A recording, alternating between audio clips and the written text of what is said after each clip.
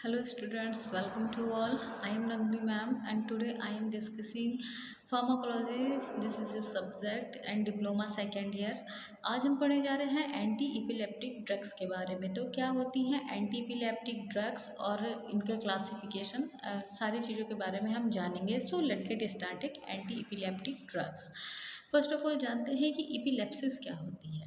Definition है इसकी, these are a group of the disorder of the CNS characterized by the paroxysmal cerebral dysthymia and manifesting of the brief episodes, seizures, loss of the disturbance and confusion with or without characterize the body movement, convulsion, sensory and psychiatric phenomena। मतलब कि ये seizures जो हमारा होता है या epilepsy है हमारा एक सीएनएस का डिसऑर्डर है। जब हमारे सेंट्रल नर्वस सिस्टम में ग्रुप ऑफ डिसऑर्डर है, मतलब बोले group of the disorder of the CNS, ये सीएनएस का एक ऐसा ग्रुप ऑफ डिसऑर्डर है जो कि हमारी प्रॉक्सिमल सेरिब्रल डिसरिथमिया मैग्निफिकेशन की कंडीशन है, जिसमें हमें सीजर्स आने लगते हैं, एक झटके टाइप के मतलब बॉडी में इंड्यूस होने लगते हैं, जिससे जो हमारा डिस्टरबेंस या फिर लॉस हो जाता है और बॉडी को एक कॉन्शियसनेस की कंडीशन में हमारी आ जाती है। हो सकता है कि आपकी बॉडी का मूवमेंट बंद भी हो जाए या फिर मूवमेंट बंद ना भी हो, और जो सेंसरी एंड साइक्रेटिक एक फिनोमिना है, क्योंकि ये हमारे सीएनएस पे इफेक्टिव होता है। Focal origin and disease, the algorithm of the Jackson. What is the seizures? अब सीजर्स क्या होते हैं? Seizures is a transient alteration of the behaviour due to the disorder and this syndrome firings of the population and brain neuron. Seizure can be non epileptic, can be evoked in a normal brain. जो seizures हम किसे कह सकते हैं कि ये हमारा जो नॉर्मल बिहेवियर होता है उस बिहेवियर में एक ऑल्ट्रेशन कॉज करते हैं, कुछ चेंजेस कॉज कर देते हैं, जिससे कि जो हमारी डिसऑर्डर हो जाता है, इसे ही हम बोल देते हैं सीजर्स। और द सीजर्स प्रॉक्सिमल बिहेवियर को चेंज कर देते हैं, जो हमारा जनरली कॉज होता है excessive disorderly discharge cortical nerve cells. जो हमारी कॉर्टिकल नर्व सेल्स होती है उसमें जब एक एबनॉर्मल डिस्चार्ज हो जाता है एक्सेसिव, तब हमें जो होती है सीजर्स जो है वो फेस करने को दिखते हैं। क्लासिफिकेशन की बात करें, एंटीबिलेप्टिक जो हमारे सीजर्स होते हैं वो दो तरीके के होते हैं। एक हमारा जनरलाइज सीजर्स होता है, दूसरा हमारा पार्शियल सीजर्स होता है। तो जनरलाइज सीजर्स भी हमारे कई तरीके का होता है। पहला generalize clonic tonic seizures, absence seizures, tonic seizures, atonic seizures, myoclonic seizures and infantile spasm. So ये है। अब उसी तरीके से हम पार्शियली सीजर्स देखते हैं। पार्शियली सीजर्स भी हमारा कई सारे सब पार्ट्स में डिवाइडेड होता है। Simple partially seizures, complex partially seizures, या सिंपल पार्शियल या फिर complex partial secondary generalize seizures, ये होता है।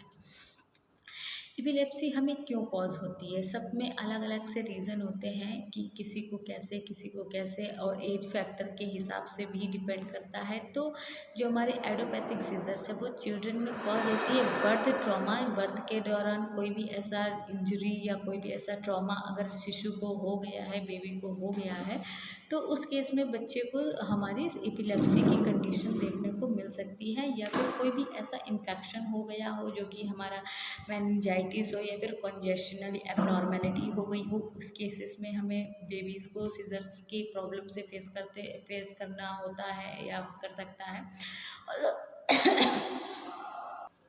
और अगर कोई मिडिल एज का पेशेंट है तो अल्कोहलिक इन्फेक्शन, अगर कोई अल्कोहलिक है, अल्कोहल ले रहा है, कंजप्शन कर रहा है, और वो उसकी बॉडी में जा कर के कोई डिसफंक्शनिंग, कोई एबनॉर्मलिटी या फिर कोई इन्फेक्शन कॉज करता है, उस केस में हमें सीजर्स हो सकते हैं।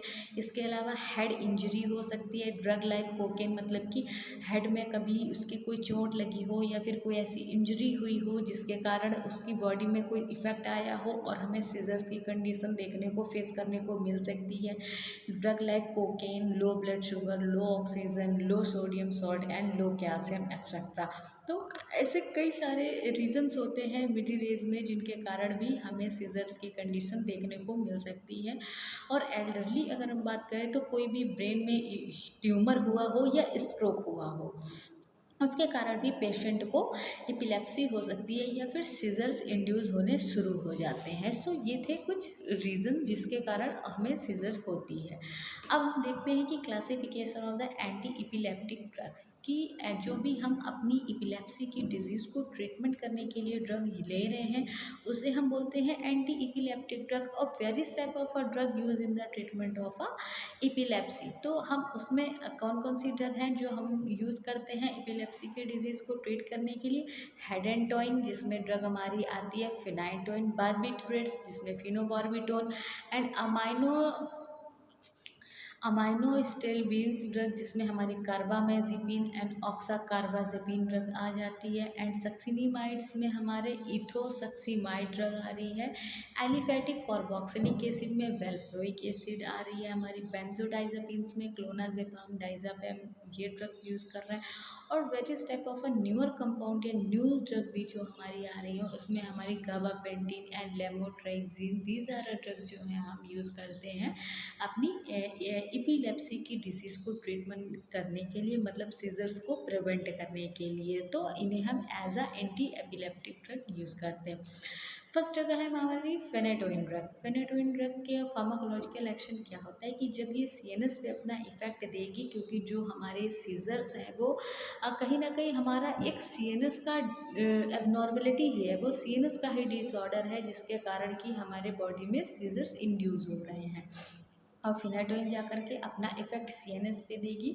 तो phenytoin has a good anti seizure activity and it is the one of the most effective drug against the generalize clonic tonic seizures and partial seizures. जो हम अपनी फिनाटोइन ड्रग यूज़ कर रहे हैं इसके अंदर एक गुड एंटी सीजर्स एक्टिविटी होती है कि यानी कि जो भी सीजर्स हमारी बॉडी में इंड्यूस हो रहे थे उन सीजर्स को प्रिवेंट करने के लिए, उन सीजर्स को रोकने के लिए इसके अंदर एक अच्छी प्रॉपर्टी पाई जाती है कि वो उन सीजर्स से हमें बचा सकती है, हमें रोक सकती है, वो सीजर्स हमें नहीं आएंगे। और इसके साथ साथ ये काफ़ी इफेक्टिव ड्रग होती है एज अ एंटी एपिलेप्टिक। तो अगर हमें जनरलाइज क्लोनिक टोनिक सीजर्स है या फिर पार्शियल सीजर्स है, उन दोनों ही केस में हमारी फिनाइटोइन ड्रग जो है वो काफ़ी यूज़फुल एंड इफ़ेक्टिव होती है। अब काम करने का इसका तरीका क्या होता है, मतलब मोड ऑफ एक्शन। फिनाइट्रोइन ड्रग हमारी बॉडी में जाएगी, जो कैल्शियम के चैनल्स हैं उसमें जो हमारे साइनेप्टिक न्यूरॉन्स में सोडियम के चैनल है, सोडियम के चैनल्स को ये जा करके ब्लॉक कर देगी। जब ये ब्लॉक कर देगी जो भी हमारी न्यूरॉन्स का एक्शन पोटेंशियल था वो इनहिबिट हो जाएगा और हमें जो सीजर्स है वो आना बंद हो जाएंगे और ये अपना काम कर देगी, जाके इफेक्टिव अपना एक्शन देगी।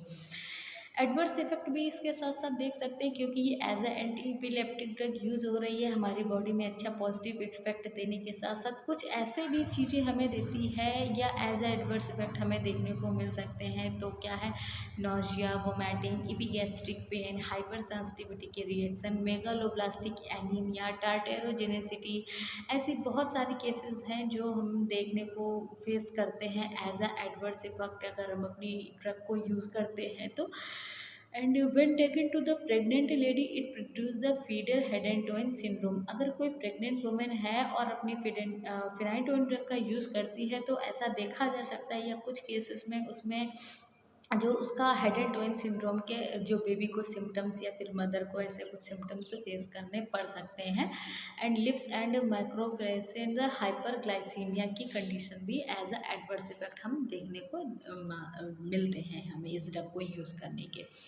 यूज़ इसका क्या होता है, generalize tonic clonic seizures, partial seizures, status epileptic की कंडीशन में phenytoin is used by the slow IV injection के थ्रू भी ली जाती है। एंड ट्रेजाइमल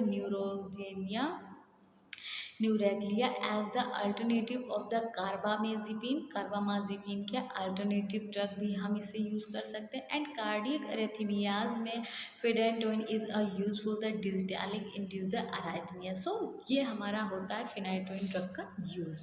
अब हम दूसरी अपनी जो ड्रग यूज़ कर रहे हैं कार्बामाजेपिन ड्रग। कार्बामाजेपिन भी हमारी ट्राईसाइक्लिक कंपाउंड होता है जो उसके अंदर भी अपनी एक एंटी कन्वर्जेंट या एंटी सीजर एक्टिविटी होती है कि जो भी हमें सीजर्स अराइज हो रहे हैं वो उसको प्रिवेंट कर सकती है। तो it having a good anti convulsant activity या anti seizures activity. So it having the good anti seizures activity, the mechanism of action anti epileptic similar to the phenytoin, और इसका भी काम करने का सेम तरीका होता है जैसे कि वर्क करती है हमारी phenytoin drug. And carbamazepine is also use in the treatment of the trigeminal neuralgia. इसको ट्रीटमेंट ट्राइजेमल न्यूरेक्लिया को ट्रीटमेंट करने के लिए हम अपने कार्बामेजेपिन का ड्रग का यूज़ करते हैं, और ये इसके लिए काफ़ी इफ़ेक्टिव अपना जो एक्शन है वो शो करती है। इसके एडवर्स इफेक्ट हमें ड्राउजीनेस, नोजिया, वोमिटिंग, एनेक्सिया ऐसी सिचुएशन को फेस करना पड़ सकता है। और यूज़ की अगर हम बात करें तो generalize tonic seizures, clonic seizures, simple and complex partially seizures में हम अपनी इस ड्रग का कार्बामेजेपिन ड्रग का as a anti epileptic drug हम यूज़ करते हैं। इसके अलावा हमारी वेलप्रोइक एसिड आती है, जो कि हम वेलप्रोइक एसिड ड्रग को यूज़ करते हैं, और ये काफ़ी सारे ऐसे सीजर्स हैं जिनके लिए काफ़ी यूज़फुल होती है। तो ये ड्रग कैसे अपना काम करती है, मतलब इसका काम करने का तरीका यानी मोड ऑफ एक्शन क्या होता है। Enhance the level of the gamma and decrease the metabolism of gamma. ये गामा के लेवल को इंक्रीज कर देगी, लेकिन उसके मेटाबॉलिज्म के प्रोसेस को थोड़ा डिक्रीज कर देगी। और क्या करती है, सोडियम के चैनल को ब्लॉक कर देती है। जब ये सोडियम के चैनल को ब्लॉक कर देगी तो decreases the low threshold calcium present in a thalamus. जो हमारे थैलेमस में कैल्शियम प्रेजेंट है उसका थ्रेशोल्ड जो है वो होल्डिंग कैपेसिटी एक डिक्रीज लेवल पे चली जाएगी।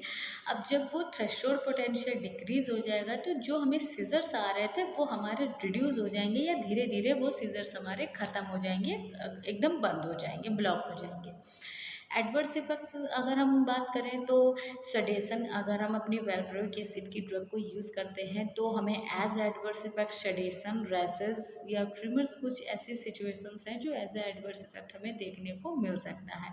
यूज़ की बात करें तो पार्शियली सीजर, जनरलाइज सीजर्स में useful, particularly the absent seizures में, and generalize chronic tonic attacks में इसका यूज़ होता है। और ये हमारे मेनली जो यूज़ किए जाते हैं वो एब्सेंस सीजर्स, जो एक सीजर का टाइप है, उसको ट्रीट करने के लिए काफ़ी यूज़फुल होता है और अच्छा होता है।